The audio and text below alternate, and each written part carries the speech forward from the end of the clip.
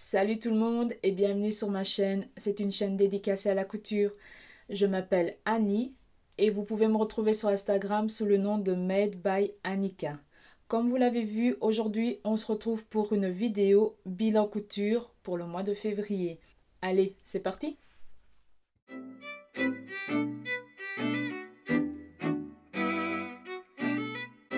Avant de commencer, qu'est-ce que je porte? Je porte la combinaison Sirocco de Direndou. C'est une couture que j'ai réalisée à mes débuts, donc il y a 2 ans. Je l'ai réalisée en taille 44 dans un tissu stretch. Le tissu, je l'ai acheté sur le site de tissu.net. J'ai réalisé quelques modifications au niveau du patron. Donc j'ai affiné ici au niveau des sous-bras parce que c'était un peu trop large. J'ai froncé, du coup ça m'a permis de froncer au niveau des manches et j'ai fité au niveau des jambes.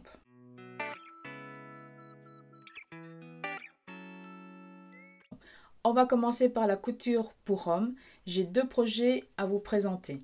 Le premier projet est une veste col tailleur. Je l'ai cousue en décembre. J'ai posté quelques photos sur mon feed Instagram et j'avais envie aujourd'hui de vous en montrer un peu plus au niveau des détails. Donc, il s'agit d'une veste col tailleur classique, avec une poche passepoil, au niveau de la poitrine. Il y en a 2 à l'intérieur, 2 grandes poches plaquées. Il y a 2 grandes poches plaquées, une fente médiane qui est une fente médiane doublée. La veste n'est pas entièrement doublée, donc c'est une demi-doublure au niveau du dos. Et les coutures sont bordées par du biais. Les manches par contre sont doublées entièrement. Il y a une fente fermée. Au niveau des manches et boutonnée. Je vous montre l'intérieur. Donc toutes les coutures sont bordées par un biais. J'ai mis une petite étiquette personnalisée. Les poches plaquées sont aussi doublées avec un coton. Je l'ai doublé avec un coton. J'ai utilisé le patron du livre La couture pour hommes de Toshio Kaneko. Ce livre c'est vraiment une perle. Tous les vêtements que j'ai cousus pour le moment pour mon mari proviennent de ce livre. Je suis vraiment satisfaite au niveau de ce bouquin. Il présente vraiment, en fait dans ce livre on y retrouve tous les grands classiques dans la mode masculine. Je ne vais pas m'attarder sur les explications, sur la description du livre, parce que j'aimerais réaliser une vidéo revue spéciale sur ce livre, parce qu'il en vaut vraiment la peine. Le patron est disponible de la taille S à double XL. Pour mon mari, j'ai réalisé la taille double XL. J'ai cousu dans un lainage. À chevron gris et noir. C'est un coupon de 3 mètres que j'ai acheté sur le site des coupons de Saint-Pierre au prix de 45 €. Et c'est un tissu que j'ai acheté il y a au moins 2 ans de ça. Il faut savoir que les étapes de montage ont été simplifiées pour que ça soit à la portée de tout le monde. Ça n'empêche qu'il faut suivre à la lettre chaque étape. Toutes les étapes sont très bien expliquées. Elles sont illustrées par des photos en couleur. Si vous suivez à la lettre les explications, ça va aller tout seul. La preuve, elle est ici. C'est la première fois que je réalise un tel projet. Ça demande certes du temps. Il y a beaucoup d'étapes. Ça demande de la concentration, ça demande de la rigueur. Mais c'est totalement, voilà, c'est un projet qui est totalement réalisable. Si vous avez de l'expérience au niveau de la couture pour manteau, vous pouvez vous lancer dans ce type de projet. Les étapes sont tellement bien expliquées que je suis arrivée à réaliser des étapes que je n'avais jamais faites. Par exemple, comme la doublure ici, comme une fente doublée, la fente médiane. Voilà, j'essaie de vous montrer comme ça. C'était ma première fois aussi où je posais du biais, que je posais à biais. Je n'ai jamais eu l'occasion sur le vêtement de poser du biais jusqu'à présent. Et là, je suis arrivée, donc j'ai posé le biais. Regardez au niveau de la fente, voilà, la doublure au niveau de la fente médiane. Voilà. Il y a quelques petits défauts, hein. Évidemment, c'est une première. Je vais vous montrer à l'intérieur. Les finitions, ah oui, les finitions sont faites à la main. La doublure, comme ici, la doublure de la manche est cousue à la main. Correctement, j'ai appris à placer correctement les épaulettes, la cigarette de manche, tout est vraiment bien expliqué. Je suis très satisfaite de la finition du vêtement. Franchement, c'est vraiment un réel plaisir. Ça va vous demander de la concentration, de la patience, mais lorsqu'on voit le résultat, c'est tout simplement, voilà, c'est tout simplement gratifiant, quoi. Se dire, voilà, j'ai cousu un veston pour mon mari. Deuxième projet que j'ai réalisé pour mon mari, c'est le manteau 7142 de Burdin. Il s'agit d'un manteau à grand col avec des manches raglants. Il peut être long, court, ou il a la possibilité aussi de réaliser à partir de ce patron un blouson. C'est un patron pochette, il est disponible de la taille 44 à 54 et c'est un niveau difficile. Marie a choisi la version longue avec les deux poches plaquées. Il est réalisé en taille 54. Il faut savoir que le manteau n'est pas entièrement doublé, donc c'est une doublure qui est demi-dos. Par contre, les manches sont complètement doublées. Donc voici ma version. Je l'ai réalisé dans un drap de laine bleu marine et j'ai réalisé une petite modification, une grande modification. Je l'ai doublé entièrement avec un tissu matelassé. Quant au niveau des manches, j'ai mis une doublure classique. Donc comme c'est une coupe déjà oversize, j'avais pas envie de rajouter la doublure matelassée au niveau des manches pour que ça fasse encore plus massif. Pour la modification de la doublure, j'ai tout simplement pris le patron de la doublure dos que j'ai rallongé. Mais je n'aurais pas dû parce qu'en fait, au niveau de la doublure dos, il y a un pli d'aisance que j'ai dû réaliser ici avec le tissu matelassé. On le voit légèrement.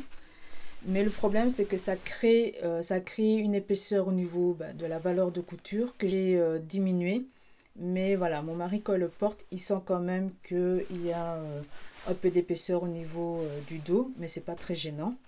Donc la prochaine fois que je dois réaliser une doublure matelassée, j'utiliserai directement le patron du dos. Donc je vois pas l'intérêt d'avoir une aisance au niveau d'un tissu comme ça qui est matelassé. Il pèse. J'ai un peu souffert au niveau des épaules pour la couture, surtout ici, c'est la première fois que je pose un passepoil. J'ai choisi vraiment le projet pour faire la première fois. Et j'ai mis un passepoil ici au niveau de la jonction entre le tissu et la doublure. J'ai galéré. Franchement, j'ai galéré pour le faire. Et avec les épaisseurs, mes épaules, ils ont souffert. Ma machine, c'est une Janome S7. Elle a assuré au niveau des épaisseurs, c'est passé tout seul. Franchement, il va avoir super chaud avec ce manteau, mais qu'est-ce qu'il pèse? Déjà ici, j'ai du mal, il pèse. J'ai déjà du mal à le tenir. Je vais le déposer parce que il est vraiment lourd. Bon, ça va, mon mari, il est costaud, donc pour lui, ça va aller. Qu'est-ce que je peux dire d'autre? Si vous avez de l'expérience au niveau montage, au niveau couture manteau, les explications sont claires. Par contre, si vous êtes débutante, les explications sont trop succinctes. Donc, je pense que pour se lancer dans ce type de projet, il faut avoir de l'expérience. Le point négatif au niveau de ce patron, c'est les finitions. Il n'y a aucune explication sur les finitions. Il n'y a aucune finition. Donc, dès que vous avez cousu la doublure au manteau, c'est fini. Donc pour ma part, j'ai réalisé des surpiqûres. Donc j'ai surpiqué tout le long au niveau du col à 0,5 cm. Là, il faut faire attention, il a vraiment une bonne épaisseur. Avec ma machine, j'ai le pied à double entraînement, donc ça a été tout seul. Mais voilà, si vous n'avez pas ce type de pied, il faudra sûrement aider votre machine à passer cette étape-là. J'ai surpiqué tout le long au niveau de la couture épaule, dans le dos et au niveau de la couture aussi côté. Pour donner du relief au niveau du manteau, pour cela, j'ai juste simplement surjeté les coutures. J'ai couché les coutures d'un côté et j'ai réalisé une surpiqûre. Une étape qui est très importante aussi au niveau du manteau, c'est le glaçage. Donc il faut réaliser les étapes de glaçage au niveau du col, des manches et de l'ourlet. J'ai aussi thermocollé tout l'ourlet sur 4 cm, sur la largeur de l'ourlet, pour que j'ai une belle finition bien nette au niveau du bas du manteau. Donc voilà, c'est tout ce que je peux vous dire sur ce projet-là. On va passer à la suite.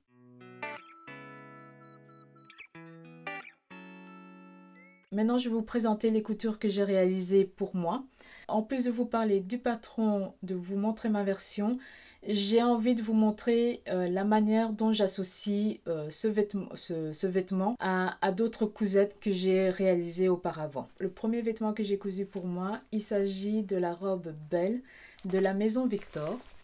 C'est l'édition 6. Avec la lumière, c'est pas évident. Voilà, c'est l'édition 6 de 2020. Il s'agit d'une robe longue avec 3 volants. Elle a des manches 3/4 qui sont légèrement fitées. L'encolure se ferme avec des rubans. Moi, je la trouve très jolie cette robe et je sais pas, sur Instagram, elle n'a pas eu beaucoup de succès parce que quand on met le hashtag de la robe Belle, il y a une dizaine de photos, il n'a pas grand chose. Bon, soit moi je l'ai réalisé, dès que je l'ai vu, en fait j'ai acheté le magazine rien que pour cette robe là. Donc voici ma version. Je l'ai réalisé dans un voilage militaire. C'est un tissu que j'ai acheté chez Chamik. Je l'ai cousu en taille 42. Bon, chez la maison Victor, je mets au niveau du haut, c'est toujours la taille 42. Mon tissu présente quelques défauts. Voilà, ce type de défaut-là. Il y en a un peu au niveau du dos et je pense qu'il y en a aussi sur... voilà, il y en a aussi ici un petit défaut au niveau du devant. Mais franchement, c'est pas visible. Lorsque la vendeuse a découpé le tissu, elle a remarqué, elle me l'a fait à moitié prix. Donc, et j'aimais trop ce tissu, donc vraiment pour le laisser, pour ce genre de petits défauts-là, non. Non, j'ai voulu quand même garder. Il est en plus... il faut vraiment faire attention pour les voir. Et j'ai réalisé quelques modifications. Donc, comme vous pouvez le voir, j'ai fait des manches longues. Donc, comme je disais, les manches au niveau de la robe Belle, elles sont 3/4 et légèrement fitées. Moi, je les ai tout simplement prolongées toutes droites pour finir, pour avoir des manches bouffantes à la fin, que j'ai tout simplement mis un petit élastique. J'ai juste ajouté un tout petit élastique au niveau pour avoir l'effet un peu bouffant. Et j'ai surtout comme grosse modification, j'ai fait 2 volants à la place de 3. Simplement parce que le deuxième volant arrive au niveau des hanches. Cette découpe au niveau des hanches, ça donne encore plus de volume, ce qui n'est pas nécessaire. Et j'ai juste gardé les 2 premiers volants. J'ai rallongé, je crois, j'ai allongé le premier volant à 50 cm et le deuxième à 35. Bon.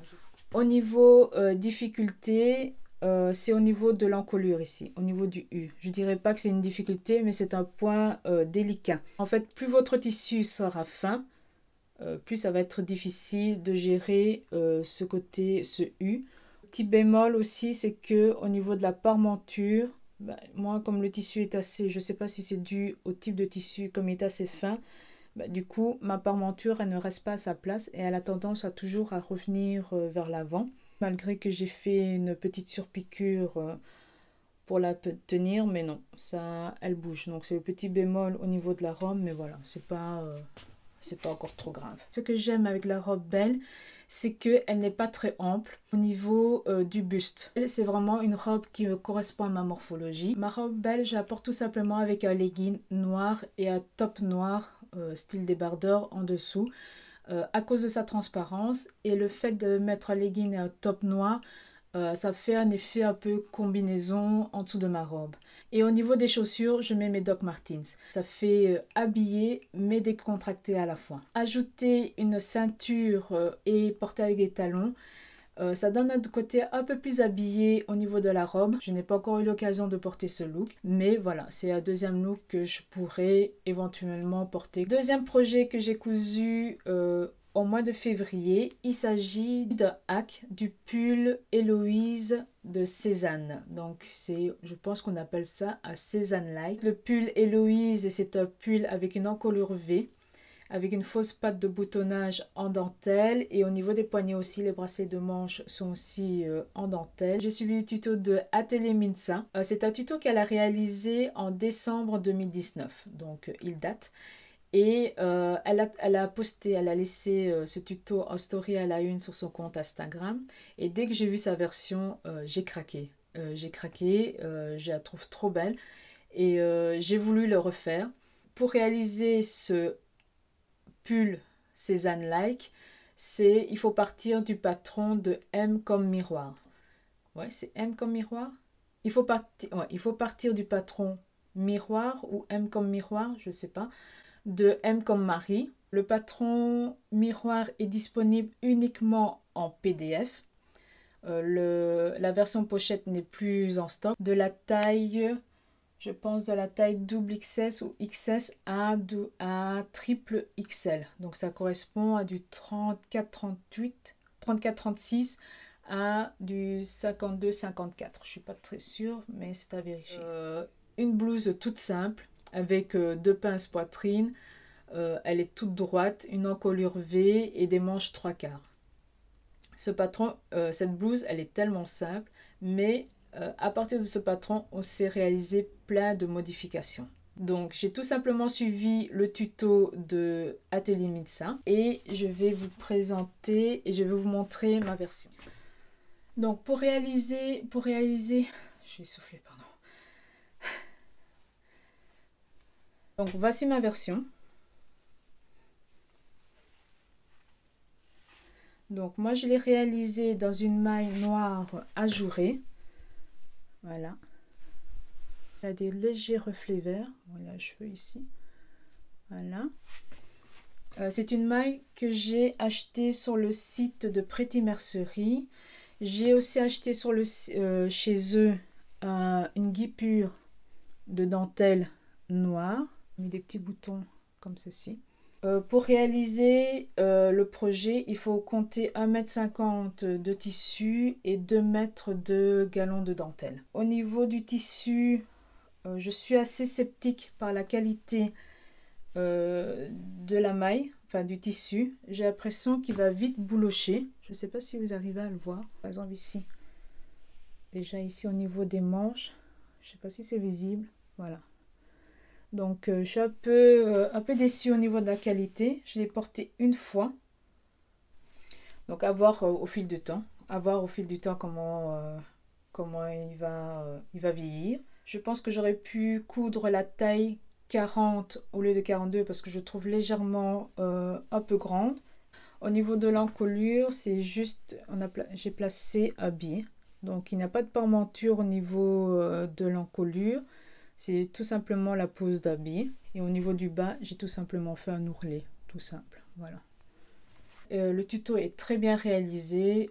Pour toutes les étapes de modification, tout est assez clair. Franchement, si vous êtes débutante, vous pouvez vous lancer les yeux fermés. Le pull Héloïse, c'est un haut, donc c'est facile à associer avec d'autres vêtements. Je le porte avec jeans coupe mum, taille haute, noir, avec mes Doc Martens et un perfecto. Ça donne ce petit côté rock'n'roll à la tenue. Une autre façon aussi que je porte d'une manière un peu plus classique, un peu plus sage, c'est avec une jupe plissée et des derbies. Ça, c'est vraiment aussi un look que j'aime porter. Et au niveau du manteau, je mets mon manteau Lina de la Maison Victor que j'ai modifié. Normalement, le manteau Lina, c'est un manteau long. Et moi, je l'ai modifié. Je l'ai fait une version plus courte pour avoir un style un peu blazer. Si vous avez envie d'avoir un peu plus de détails sur le jeans, la jupe plissée et le manteau Lina, j'ai écrit des articles sur mon blog. Donc, je vous invite à aller voir pour avoir un peu plus de détails. Alors, Troisième projet, il s'agit d'une robe portefeuille. La petite histoire, c'est que j'ai acheté une robe portefeuille chez H&M. Lorsque je l'ai essayée, il y avait deux petites choses qui me gênaient, c'est qu'elle me serrait juste au niveau des hanches. Et le truc que je fais vraiment maintenant attention depuis que je couds, c'est c'était pas les carreaux n'étaient pas alignés sur le côté. Bon, franchement là c'était tellement un petit peu, ça me dérange pas, mais là le décalage était vraiment trop important. J'aimais tellement le modèle de la jupe que je me suis dit je vais le recopier. Au niveau des caractéristiques, c'est une jupe longueur midi avec deux plis au niveau de la ceinture et la ceinture est élastiquée dans le dos. Je trouve que ce qui est bien dans cette jupe, c'est que le pan du dessous est assez, comment dire, couvre assez bien les jambes. Je ne vais pas vous expliquer en détail toutes les modifications que j'ai réalisées parce que j'ai pas envie de vous perdre tout simplement. Ça va pas être très facile à comprendre comme ça en disant j'ai fait ceci, j'ai fait cela. Donc si vous avez envie, je vais vous montrer ma version.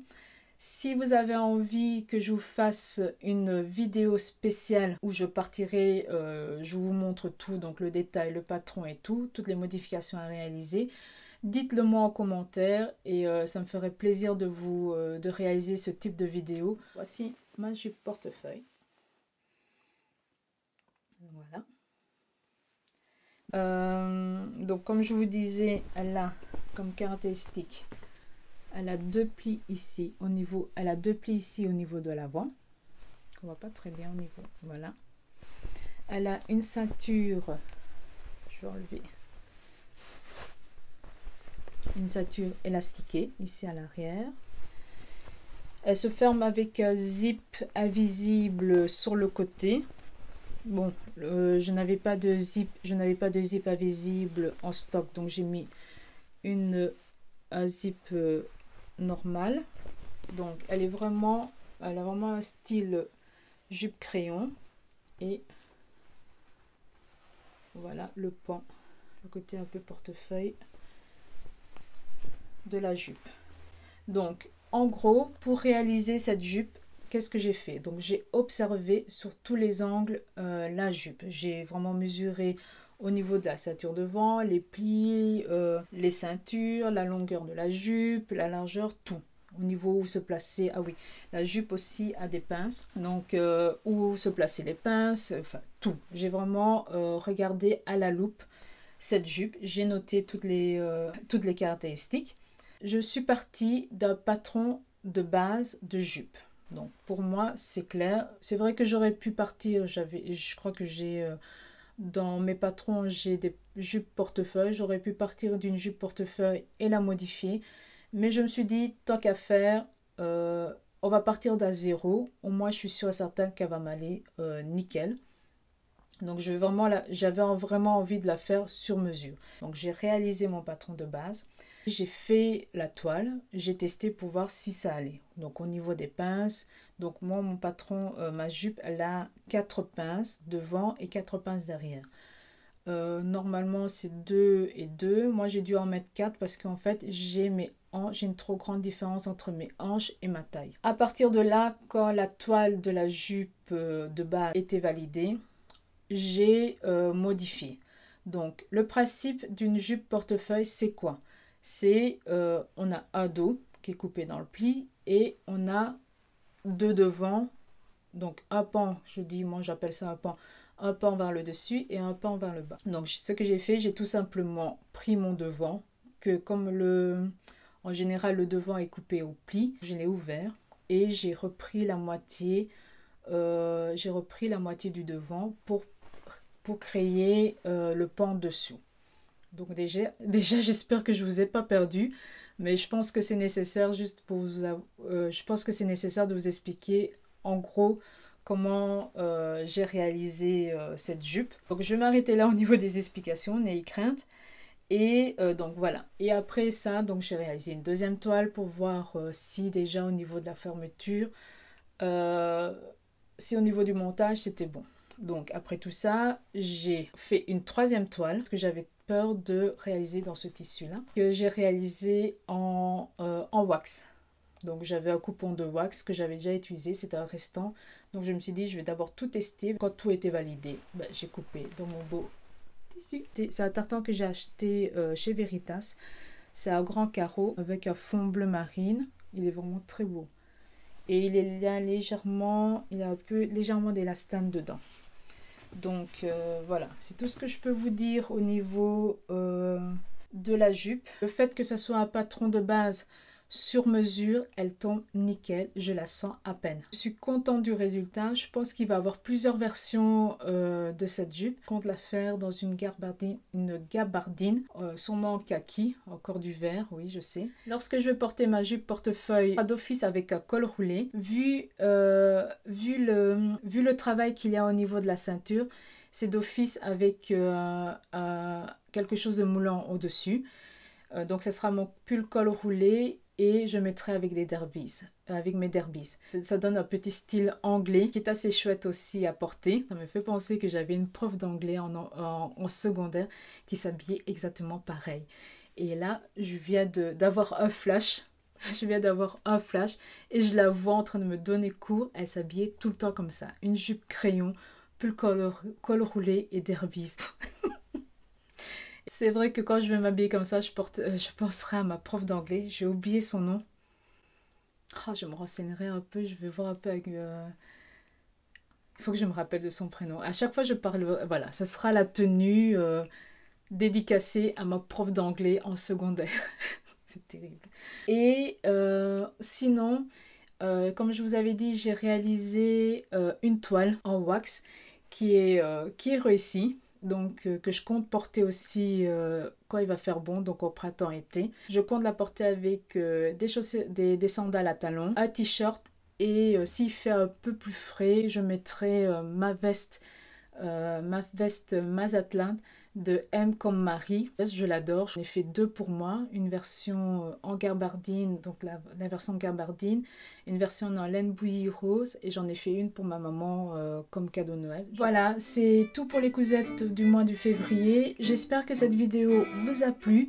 Si c'est le cas, n'oubliez pas de liker la vidéo ou de me laisser un petit commentaire pour me dire si vous avez apprécié les petits looks que je vous ai présentés. Et si ce n'est pas encore fait, n'oubliez pas de vous abonner à ma chaîne. Comme d'habitude, en attendant la prochaine vidéo, on se retrouve sur Instagram. Allez, à bientôt!